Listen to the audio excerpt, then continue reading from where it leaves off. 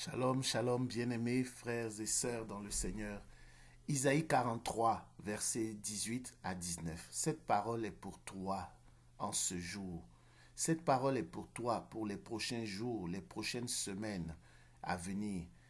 Ne faites plus mémoire des événements passés. Ne songez plus aux choses d'autrefois. Voici que je fais une chose nouvelle.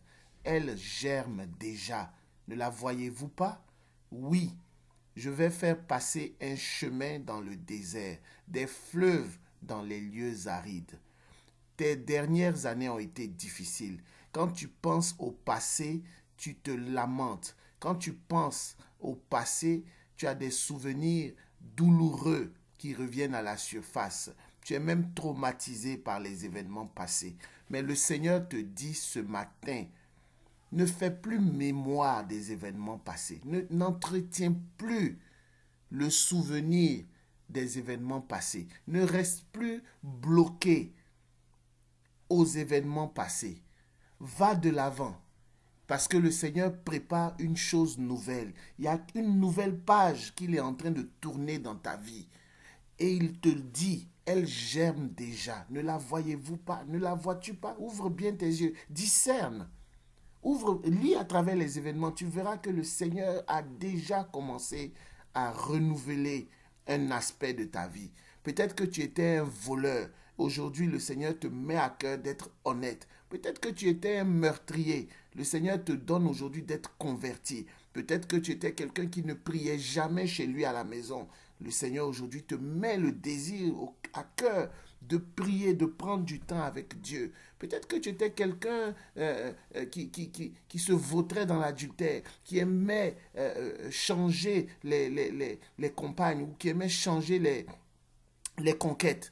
Le Seigneur te donne aujourd'hui, il te permet de comprendre que ton corps est le temple du Saint-Esprit. Par exemple, je ne connais pas ta vie, mais il fait une chose nouvelle. Jésus fait une chose nouvelle.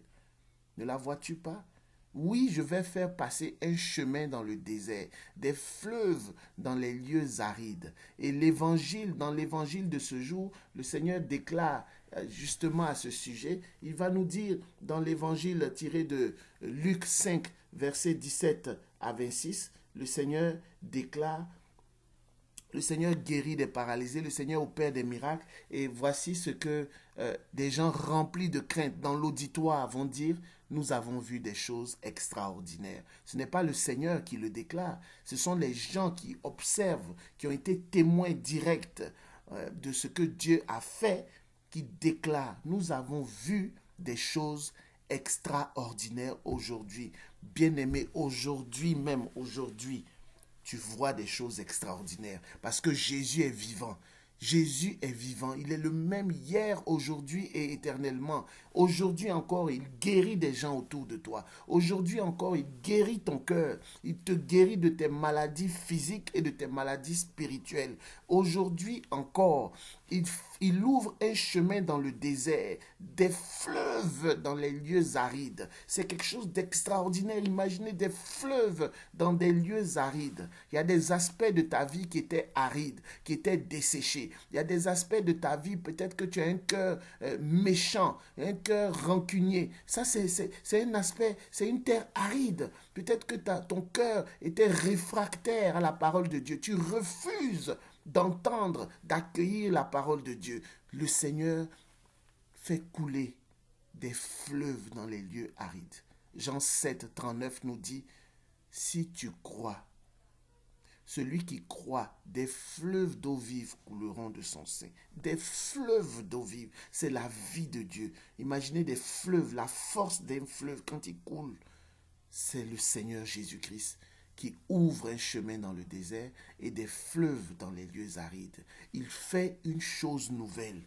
Jésus fait une chose nouvelle. Que la paix et la grâce de notre Seigneur soient ton partage. Toi aussi, médite ce passage.